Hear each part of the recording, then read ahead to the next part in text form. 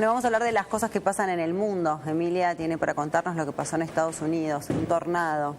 Más que un tornado. Más que un tornado. Fue un fin de semana muy complicado para Estados Unidos porque sucedieron una serie de fenómenos climatológicos que, si bien esa época fueron más severos de lo habitual. Por ejemplo, en el centro oeste de Estados Unidos hubo desde nevadas muy importantes, sobre todo en Nuevo México y en el sur, hasta tornados, en el que se llama el cordón de los tornados, que suele suceder siempre por esta época, pero han sido muy severos. Solo en Texas, por ejemplo, hubo 1.200 viviendas destruidas y en total se acumulan 42 muertos entre los principales estados que fueron dañados, por ejemplo, sí. Texas, Missouri, Illinois, Kansas y Nuevo México. Muchos de los expertos que hablan dicen que esta complicación de los fenómenos meteorológicos, que en general son muchas veces imprevisibles, se debe en parte al calentamiento global, que es lo que hablábamos la semana pasada. Así que este año ha sido uno de los años más calientes de la historia reciente y además suman un aumento de la temperatura durante 5 años sin precedentes, por lo menos desde que se tienen las estadísticas. Así como sucedió esto en Estados Unidos, en Inglaterra también en estos momentos hay inundaciones sin precedentes. Y el gobierno de Reino Unido de David Cameron ha optado por desplegar el ejército. Bueno, inundaciones, o sea que de hecho, tenemos que estar hablando en un ratito de lo que pasa acá, en nuestro país, de lo que pasa en países limítrofes también. Digo, inundaciones es otro de los grandes temas.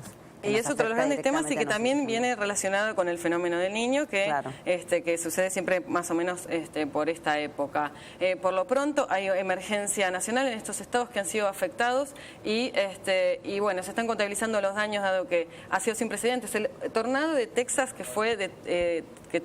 se registraron 321 kilómetros por hora, vientos de 321 kilómetros por hora, ha sido uno de los más severos desde 1994, por eso la magnitud era de grado 4 de un total de 5. Por eso, bueno, en estos momentos, de todas maneras, más allá de este caos, se espera que sigan habiendo otros fenómenos que compliquen a estas poblaciones. Bueno, otro tema también tiene que ver con Estados Unidos y el polémico caso de Tamir Rice. ¿Por qué? Bueno, Tamir Rice fue asesinado en noviembre del año pasado por dos policías blancos. Tamir tenía 12 años y estaba jugando en una plaza con un arma de juguete. Una policía, ahí estamos viendo las imágenes, él estaba jugando con esa arma cuando... un arma de juguete. Un arma de juguete, cuando algún vecino hace la denuncia sobre que este niño portaba un arma. La policía, cuando se acerca, en vez de mediar palabra, dispara directamente. Porque el nene tenía el arma en la mano. Porque el niño tenía el arma en la mano. No es un caso aislado. Ahí están las imágenes, mirá. Claro. Llega el patrullero. Tengamos en cuenta que es un menor de edad, sí. Que no hubo prácticamente mediación de palabra. Estos dos policías blancos también tenían antecedentes de abuso policial y después de un año de proceso, un jurado de Cleveland los exoneró de todo crimen. O sea, no son condenados por asesinatos porque hay una normativa.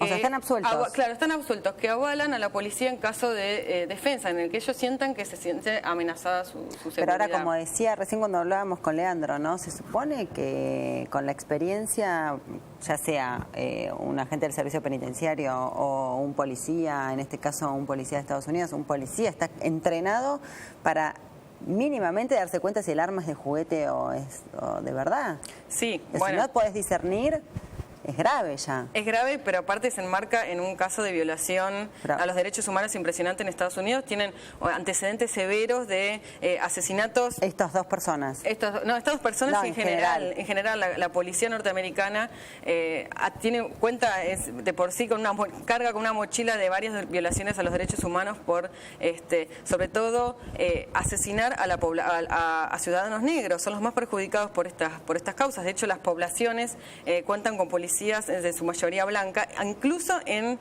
ciudades donde la mayoría es negra.